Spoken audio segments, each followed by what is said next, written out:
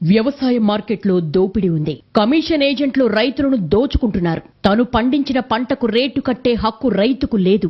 ఏ వస్తువు ఉత్పత్తి చేసేవాడికైనా ఆ వస్తువును దేశంలో ఎక్కడైనా అమ్ముకుంటాడు. కానీ ఈ దేశంలో రైతుకు మాత్రం ఆ హక్కు లేదు. కనీసం పండించిన పంట ఫలానా ధరకు అమ్ముడుపోతుందన్న గ్యారంటీ కూడా లేదు. కొన్ని ఆహార ధాన్యాలకు కనీస మద్దతు ధర ఉన్నా అది కూడా ప్రభుత్వ దయాదాక్షిణ్యమే. ప్రస్తుతం ఉన్న వ్యవసాయ విధానంలో ఇన్ని లోపాలున్నాయి. రైతుకు ఇంత అన్యాయం జరుగుతోంది. మరి మోడీ సర్కారు వీటన్నిటినీ మారుస్తానంటోంది. కొత్త వ్యవసాయ విధానం తెస్తోంది. మార్కెట్ కమిటీల అవసరం లేకుండా చేస్తామని చట్టం చెబుతోంది. దళారీల పెత్తనానికి చెల్లుచీటి రాస్తామంటోంది. దేశంలో ఎక్కడైనా అమ్ముకునే స్వేచ్ఛనిస్తామంటోంది. పంట వేసేటప్పుడే పండించిన పంటను ఇంత ధరకు కొనేలా ఒప్పందాలు చేసుకోవచ్చంటోంది. అంతా బాగానే ఉంది కదా. రైతులు కోరుకునేది ఇదే కావాలి కదా. మరి దేశంలో రైతులు ఎందుకు తిరగబడుతున్నారు? ప్రతిపక్షాలు ఎందుకు ఉద్యమాలు చేస్తున్నాయి? ఇటు తెలంగాణ దగ్గర నుంచి అటు పంజాబ్, హర్యానా వరకు ఎందుకు రాష్ట్రాలు వ్యతిరేకిస్తున్నాయి? బిల్లుల సారం రైతులకు అర్థం కాలేదా? కేవలం రాజకీయాల కోసమే ప్రతిపక్షాలు రాద్ధాంతం చేస్తున్నాయా? కేంద్ర ప్రభుత్వం తన మంచి మనసును సరిగ్గా వివరించలేకపోతోందా? ఎక్కడుంది సమస్య? ఇదే ఇవాల్టి చైర్మన్స్ డెస్క్. కొత్త బిల్లులను అర్థం చేసుకోవాలంటే ముందు పాత వ్యవస్థల్ని సమీక్షించాలి. కొనబోతే కొరివి, అమ్మబోతే అడవి. అందరికీ ఏమో కానీ అన్నదాతకు మాత్రం ఇది అనాదిగా అనుభవమే. విత్తనాలు, ఎరువులు, పురుగుల మందుల ధరలు అంతకంతకు పెరుగుతాయి. కూలీలు దొరకరు, కాలం కలిసిరాదు. అయితే అనావృష్టి లేదా అతివృష్టి పంటలతో ఆడుకుంటుంది. ఇంత కష్టపడితే తీరా పంట చేతికొచ్చేసరికి అసలు కష్టాలు మొదలవుతాయి. దేశంలో ఏ ఉత్పత్తిదారుడికి లేని నిబంధనలు రైతుకే ఉంటాయి. అడుగడుగున అడ్డుపడుతూ ఉంటాయి. ఈ మార్కెట్ యార్డ్లోనే అమ్మాలి, ఈ ధరకే అమ్మాలి, కమిషన్ ఇవ్వాలి, పన్నులు కట్టాలి. ప్రభుత్వం ఎంత దయతలిస్తే అదే మద్దతు ధర. నిజానికి ఇది కనీస మద్దతు ధర. కానీ మార్కెట్ యార్డ్లో దళారీలు దాన్నే గరిష్ట అమ్మకం ధరగా మార్చేస్తారు. ప్రభుత్వమే ఇంత ఇస్తామన్నప్పుడు మేమెందుకు ఎక్కువగా ఇవ్వాలంటారు. ఒక బస్తా బియ్యం పండించిన రైతుకు ఆ బస్తా ఎక్కడ ఎంతకు అమ్ముకోవాలనే స్వేచ్ఛ లేకపోవడం ఎంత దారుణం. ఎఫ్సీఐ, కమిషన్ ఏజెంట్లు చెప్పినట్టు నడుచుకోవాల్సి రావడం ఎంత బాధాకరం. మరోవైపు రాష్ట్రాలు ఇవే మార్కెట్ యార్డ్ల మీద జీఎస్టీ వేసి వేల కోట్లు సంపాదిస్తాయి. ఆరుగాలం కష్టపడ్డ రైతు మాత్రం అన్ని వైపుల దోపిడీకి గురవుతూనే ఉంటాడు. కానీ ఇంత దోపిడీ ఉంటే ఇది ఇన్ని దశాబ్దాలుగా ఎందుకు అమలవుతోంది? ఇప్పుడే ఎందుకు దీన్ని సంస్కరించాలని కేంద్రం నిర్ణయించింది? ఒకవేళ సంస్కరిస్తే తప్పేంటి? ప్రతిపక్షాలు ఎందుకు వ్యతిరేకిస్తున్నాయి? పైకి అద్భుతంగా కనిపించే ఈ సంస్కరణల వెనక కనపడని మతలబేమైనా ఉందా? ఒక వ్యవస్థలో లోపాలుంటే ఆ వ్యవస్థను సంస్కరించాలే తప్ప మొత్తంగా దాన్నే రద్దు చేయడం పరిష్కారమా? అసలు ఈ వ్యవసాయ బిల్లులో ఏముంది? ఇప్పుడు చూద్దాం. కొన్ని వినడానికి చాలా బాగుంటాయి. మీ వీధి చివర కిరాణా కొట్టువాడు మిమ్మల్ని దోచుకుంటున్నాడు. ఉప్పు నుంచి పప్పు వరకు, కరివేపాకు నుంచి కాకరకాయ వరకు మీరక్కడే కొనాల్సి వస్తోంది. అతడు తనకు తోచిన రేటు చెప్తున్నాడు. అసలు రేటేంటో మీకు తెలియదు. కొనే వస్తువు నాణ్యతకు గ్యారంటీ లేదు. ఒకసారి అలా బయటికెళ్ళండి. ఒక సూపర్ మార్కెట్లో షాపింగ్ చేసి చూడండి. ఒక్కో వస్తువుకి 4-5 రకాల ఆప్షన్స్ ఉంటాయి. దేని రేటెంతో పారదర్శకంగా ఉంటుంది. ఇలా చెప్పారనుకోండి, సహజంగా కిరాణా కొట్టువాడి కంటే సూపర్ మార్కెట్ అద్భుతంగా ఉన్నట్టు అనిపిస్తుంది. కానీ కిరాణా కొట్టువాడికి మనకి మధ్య ఒక అనుబంధం ఉంటుంది. అప్పో సప్పో చేసి కొనే వీలుంటుంది. ఒకరోజు డబ్బులున్నా లేకపోయినా బండి నడిచిపోతుంది. కిరాణా కొట్టువాడి దగ్గర మనకెంత కావాలంటే అంతే కొంటాం. కానీ సూపర్ మార్కెట్ ఓనర్ ఎవడో కూడా మనకు తెలియదు. చెప్పిన ధరకు పైసా తక్కువైనా ఇవ్వడు. మన దగ్గర డబ్బులు బాగా ఉంటే అవసరం ఉన్నా లేకపోయినా కంటికి కనపడినవన్నీ కొనేస్తాం. ఇప్పుడు చెప్పండి, కిరాణా కొట్టు, సూపర్ మార్కెట్లో ఏది మంచిది? దీనికి సమాధానం మళ్లీ మీ ఆర్థిక స్తోమత మీద ఆధారపడి ఉంటుంది. మీ దగ్గర బాగా డబ్బులుంటే మీరు అద్దాల వెనక వస్తువులు అమర్చిన ఏసీ గదుల్లోని సూపర్ మార్కెట్నే ఇష్టపడతారు. అలా కాకుండా ఏ పూటకా పూట చాలీ చాలని సంపాదనతో నెట్టుకొస్తున్న వాళ్ళైతే మీకు కిరాణా కొట్టే నయమనిపిస్తుంది.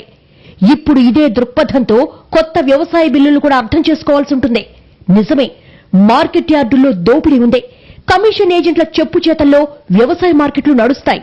కానీ ఎంత కాదన్నా అక్కడ రైతుకి ఆ మార్కెట్తో ఒక అనుబంధం ఉంటుంది. ఏజెంటు, రైతు ఒకరినొకరు గుర్తుపడతారు. తన పంట నమ్ముకోవడానికి ఎంత చెడ్డదైనా ఓ కేర్ ఆఫ్ అడ్రస్ ఉంటుంది. తన పంటకు ఫలానా చోట ఫలానా ధర పలుకుతోందని ఒక సమాచారం ఉంటుంది. అలాగే ప్రభుత్వ మద్దతు ధరలో కూడా అన్యాయమే జరుగుతూ ఉండొచ్చు. కానీ కాని కాలంలో అసలు పంటకు రేటే లేని దయనీయ పరిస్థితిలో ఆ మాత్రం మద్దతు ధర కూడా రైతుకు ఊపిరిపోస్తోంది. మరి దాన్ని కూడా సంస్కరణల పేరుతో తీసేస్తారా? ఈ దేశంలో సంస్కరణల వల్ల లాభపడిన పేదవాడున్నాడా? ఇప్పుడు రైతుకు మాత్రం ఈ సంస్కరణలు మేలు చేస్తాయా? బడా కార్పొరేట్లు వ్యవసాయ రంగాన్ని కబళించకుండా ప్రభుత్వాలు ఆపగలవా? కమిషన్ ఏజెంట్ల నుంచి కార్పొరేట్ల లాభాపేక్షకు రైతు బలి కాకుండా చూడగలరా? అన్నదాత పరిస్థితి పెనమ్మించి పొయ్యిలో పడ్డట్టయ్యే ప్రమాదం లేదా? నిత్యావసర సరుకుల సవరణ బిల్లు, రైతు ఉత్పత్తుల వాణిజ్య వ్యాపార ప్రోత్సాహక సులభతర బిల్లు, రైతుల సాధికారత రక్షణ ధర హామీ, సేవల ఒప్పంద బిల్లు, ఇవి కేంద్రం తెస్తున్న కొత్త వ్యవసాయ బిల్లులు. పార్లమెంట్లో వీటి ఆమోదం అయిపోయింది కనుక ఇవి అమల్లోకి వస్తున్నట్టే. ఈ బిల్లులు 1-3 సార్లు చదివితే తప్ప అర్థం కానంత గందరగోళంగా ఉన్నాయంటే ఇక వాటి సారం గురించి రైతులకు ఎంత అర్థమవుతుందో వేరే చెప్పనక్కర్లేదు. కాసేపు కేంద్రం చాలా మంచి మనసుతోనే ఈ కొత్త చట్టాలను తెస్తోందని అనుకుందాం. మరంత మంచి చట్టాల మీద కనీసం ప్రజలకు అవగాహన కల్పించాలి కదా. మేధావుల మధ్యనైనా చర్చ జరగాలి కదా. కనీసం రాష్ట్ర ప్రభుత్వాలనైనా విశ్వాసంలోకి తీసుకోవాలి కదా. ఇవన్నీ ఎందుకు జరగడం లేదు? కనీసం విద్యా విధానం మీద జరుగుతున్న చర్చను కూడా వ్యవసాయ బిల్లుల విషయంలో కేంద్రం ఎందుకు ఆహ్వానించలేదు? ఈ బిల్లుల ఉద్దేశం విషయంలో కనీసం రైతులు, రైతు సంఘాల విశ్వాసం పొందడానికైనా ఎందుకు ప్రయత్నించలేదు? ఈ ప్రశ్నలే కేంద్ర ప్రభుత్వ చిత్తశుద్ధి మీద అనుమానాలకు తావిస్తున్నాయి. ఇక బిల్లులో ఏముందో చూద్దాం. మొదటి బిల్లు నిత్యావసర సరుకుల జాబితాలో ఉన్న వస్తువుల ఉత్పత్తి, సరఫరా, పంపిణీ, వాణిజ్య నియంత్రణాధికారం కేంద్రానికి దఖలు పరుస్తుంది. అంటే ఏది నిత్యావసరం, ఏది కాదు, ఏ పంట వేయాలి, ఏ ఉత్పత్తిని ఎంత నిల్వ చేయాలి అన్న అంశాలను కేంద్రమే నిర్ణయిస్తుంది. ఇది కేంద్ర పెత్తనాన్ని పెంచే అంశమే అయినా నిజానికి ఈ బిల్లు మీద పెద్దగా అభ్యంతరాలు లేవు. ఇక రెండో బిల్లు వ్యవసాయ మార్కెట్ కమిటీల ప్రాదేశిక సరిహద్దుల్ని చెరిపేస్తుంది. అంటే మార్కెట్ యార్డులుంటాయి, వాటిని ఎత్తేయరు. కానీ ఇప్పట్లా ఈ ప్రాంత రైతులు ఈ మార్కెట్ యార్డులోనే అమ్మాలనే నియమ నిబంధనలేవి ఉండవు.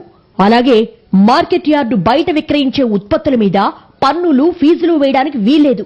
దీంతో పాటు మార్కెట్ యార్డులకి వర్తకం సదుపాయాన్ని కూడా కల్పిస్తోంది. ఇక్కడే ఈ బిల్లు ఇటు రైతులకు, అటు రాష్ట్ర ప్రభుత్వాలకు నచ్చటం లేదు. ఇక మూడో బిల్లు ఇంకా కీలకమైంది. పంట వేయడానికి ముందే రైతులతో కొనుగోలుదారుడు ఒప్పందం చేసుకోవచ్చు, ధరను నిర్ణయించుకోవచ్చు.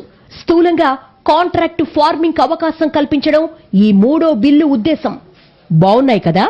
మొదటిది నిత్యావసర వస్తువుల సప్లైపై కేంద్రానికి అజమాయిషీ ఇస్తుంది. దీనివల్ల నిత్యావసర వస్తువులకు కృత్రిమ కొరత ఉండదు. రెండో బిల్లు వల్ల మార్కెట్ యార్డుల దోపిడీ ఉండదు. మూడో బిల్లు వల్ల విత్తు నాటేటప్పుడే తన పంట ఎంతకు అమ్ముడిపోతుందో రైతుకు తెలిసిపోతుంది. ఇంతకన్నా అన్నదాతకు న్యాయం ఎవరు చేయగలరు అనిపిస్తోంది కదా. మరి అభ్యంతరాలేంటి?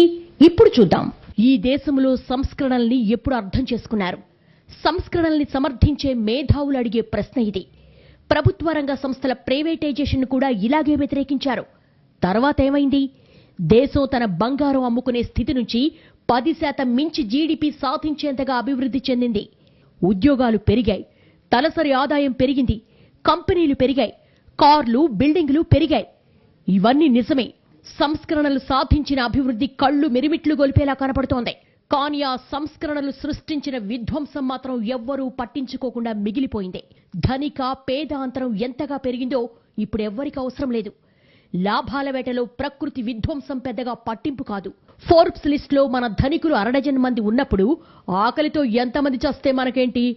అభివృద్ధి గంతలు కళ్ల ముందున్నప్పుడు అసమానతలు అస్సలు మ్యాటరే కాదు. ఇక వ్యవసాయం విషయంలోనూ ఇలాంటి వాదన వినిపిస్తోంది. ఒక పక్క ప్రపంచం కుగ్రామం అయిపోయినప్పుడు ఇంకా రైతు మార్కెట్ యార్డు పట్టుకొని వేలాట్టమేంటి? ఈ రైతు ఈ యార్డులోనే అమ్మాలనే నిబంధనలేంటి? అసలు ఎంతకమ్మాలనే అధికారం రైతులకు లేకపోవడం ఏంటి? ఎంత వెనుకబడి ఉన్నామో అనిపించే ఈ ప్రశ్నల మాటునే సంస్కరణలు అడుగు పెడతాయి. సాగుబడిని ఎన్నో మెట్లు పైకి తీసుకెళ్తామనే హామీతోనే కొత్త చట్టాలు పుట్టుకొస్తాయి. కానీ జరిగేదేంటి? మార్కెట్ యార్డులను ఎత్తేయబోవట్లేదు, కానీ వాటి గుత్తాధిపత్యాన్ని బ్రేక్ చేస్తున్నామని ప్రభుత్వం చెబుతోంది. కానీ చివరికి జరిగేదేంటి? గుత్తాధిపత్యం లేని మార్కెట్ యార్డులు అసలు మనలేవు. వాటంతటవే సహజ మరణం పొందుతాయి. అప్పుడు అమాయక రైతు అడవిలాంటి మార్కెట్లో కార్పొరేట్ క్రూర మృగాలకు బలైపోవడానికి గ్యారంటీ ఉందా? రైతు దేశంలో ఎక్కడైనా అమ్ముకోవచ్చనే అవకాశం అద్భుతంగా ఉంది. కానీ తెలంగాణలోనే తీసుకుంటే 25 ఎకరాలున్న భూస్వాములే లేరని ప్రభుత్వమే అధికారికంగా ప్రకటించింది.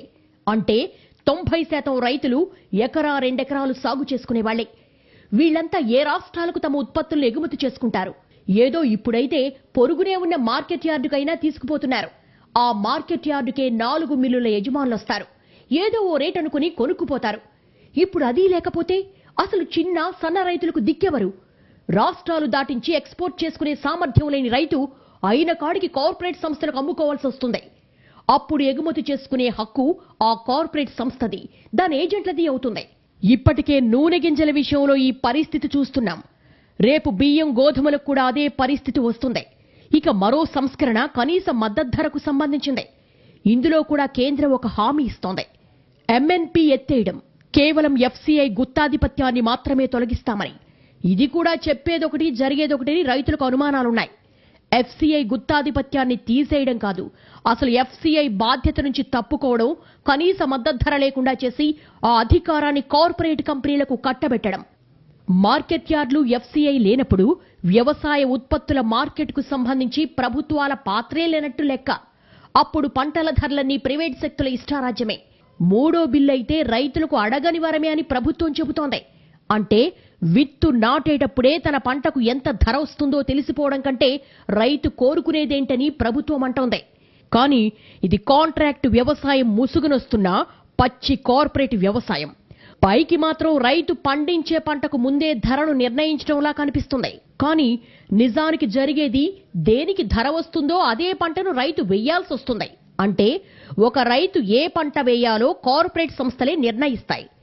నెమ్మదిగా గ్రామాలకు గ్రామాలే ఆయా సంస్థల అజమాయిషీలోకి వెళ్లిపోతాయి. క్రమంగా రైతు ఆ సంస్థకు కౌలు కూలీగా మిగిలిపోతాడు. విత్తనం సంస్థే ఇస్తుంది. ఎరువులు, మందులు, చివరికి ధరలు కూడా ఆ సంస్థే నిర్ణయిస్తుంది. రైతును రైతు కూలీగా మార్చే కుట్రను ధర హామీగా చెలామణీ చేస్తున్నారన్న విమర్శకు ప్రభుత్వం సరైన సమాధానం ఇవ్వలేదు. ఇదంతా ఒక ఎత్తైతే రాష్ట్రాల హక్కులను, ఆదాయాన్ని దోచేయడం ఇంకో ఎత్తు. నిజానికి వ్యవసాయం రాష్ట్రాల పరిధిలోని అంశం. వ్యవసాయ ఉత్పత్తుల మార్కెట్ను రాష్ట్ర ప్రభుత్వాలు నిర్ణయిస్తాయి. దీన్ని ఏకపక్షంగా కేంద్రం సొంతం చేసుకునే ప్రయత్నం ఇప్పుడు జరుగుతోంది. మార్కెట్ యార్డులను అప్రస్తుతం చేయడం, రాష్ట్రాల సరిహద్దులు దాటి అమ్ముకునే హక్కు కల్పించడం అంటే వ్యవసాయ ఉత్పత్తుల మీద రాష్ట్ర ప్రభుత్వాలకు ఎలాంటి హక్కే లేదని చెప్పడమే.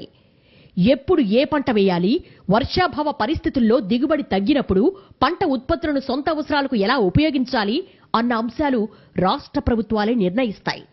ఇప్పుడు ఆ అవకాశం కూడా పోతుంది. మార్కెట్ యార్డుల్లో వేసే పన్నులు చాలా రాష్ట్ర ప్రభుత్వాలకు కీలక ఆదాయాన్ని తెచ్చిపెడుతున్నాయి. ఒక్క పంజాబ్ రాష్ట్రంలోనే కమిషన్ ఏజెంట్లు కట్టే జీఎస్టీ 5,000 కోట్ల వరకు ఉంటుందని అంచనా. ఈ ఆదాయాన్ని ఆయా రాష్ట్ర ప్రభుత్వాలు ఉచిత విద్యుత్ లాంటి రాయితీలకు ఖర్చు పెడతాయి. ఇప్పుడు ఈ అవకాశం కూడా పోతుంది. ఒక పద్ధతి ప్రకారం రాష్ట్రాల జాబితాలో, ఉమ్మడి జాబితాలో ఉండే అంశాల మీద కేంద్రం పెత్తనం పెంచుకుంటోందని ప్రాంతీయ పార్టీల అనుమానం. దాంట్లో భాగంగానే విద్యుత్ బిల్లులు, విద్యా విధానం, ఇప్పుడు ఈ వ్యవసాయ సంస్కరణలని టీఆర్ఎస్ లాంటి పార్టీలు భావిస్తున్నాయి. రాష్ట్ర ప్రభుత్వాల వెన్ను విరిచి అవి సంక్షేమ పథకాలు అమలు చేయలేకుండా చేయడం ఒక ఎత్తు. సంస్కరణల పేరుతో వ్యవసాయాన్ని కూడా కార్పొరేట్ పరం చేస్తున్నారని మరో అనుమానం. ఈ అనుమానాలు తీర్చకుండానే, అవసరమైనంత, జరగాల్సినంత చర్చ జనంలో జరగకుండానే ప్రతిపాదనలు బిల్లులు చట్టాలుగా మారిపోయాయి. నిజంగా రైతును లాభాల బాట పట్టించాలంటే ఉన్న వ్యవస్థల్ని పూర్తిగా ఎత్తేయనక్కర్లేదు. వాటిలో ఉన్న లోపాలను సరిచేస్తే చాలు. ప్రభుత్వమే మార్కెటింగ్ సదుపాయాలు పెంచాలే తప్ప ప్రైవేటు మార్కెట్ల పాలు చేయకూడదు. ఇప్పుడు కొన్ని పంటలకే పరిమితమైన కనీస మద్దతు ధరను ఇతర పంటలకు కూడా నిర్ణయించడం, పంటల బోర్డులను మరిన్ని పంటలకు విస్తృతపరచడం లాంటివి చెయ్యాలే తప్ప అసలు కనీస మద్దతు ధరనే ఎత్తేసి రైతులను ఉద్ధరిస్తున్నామని చెప్పనక్కర్లేదు. కమిషన్ ఏజెంట్ల వ్యవస్థలో లోపాలుంటే వాటిని సరిచేసి మరింత పారదర్శకత ఎలా తీసుకురావాలో చూడాలే తప్ప వాళ్ల స్థానంలో కార్పొరేట్ శక్తులకు ఇవ్వకూడదు. పంట ధర విషయంలో రైతులకు స్వేచ్ఛనివ్వాలనుకోవడం మంచి ఆదర్శమే. కానీ సప్లై డిమాండ్ సూత్రాన్ని మర్చిపోకూడదు. అన్నిటికీ మించి అన్నదాతలు ఏళ్ల తరబడి అడుగుతున్న డిమాండ్లు వేరేలా ఉన్నాయి. ఎరువుల ధరలు తగ్గించమని, విత్తనాలు అందుబాటులో ఉంచమని, పెట్టుబడి సాయం పెంచమని, ప్రైవేటు అప్పుల ఊబిరించి రక్షించమని వేలాది మంది రైతులు ప్రాణాలు లెక్క చేయకుండా ఉద్యమిస్తున్నారు. అవేమీ పట్టించుకోకుండా అడగని సాయం చేస్తే సహజంగానే దాని వెనుక మోసం ఉందనే అనుమానాలు వస్తాయి. వాటిని తీర్చాల్సిన బాధ్యత ప్రభుత్వాలకుంటుంది. ఇది ఇవాల్టి చైర్మన్స్ డెస్క్. నమస్తే.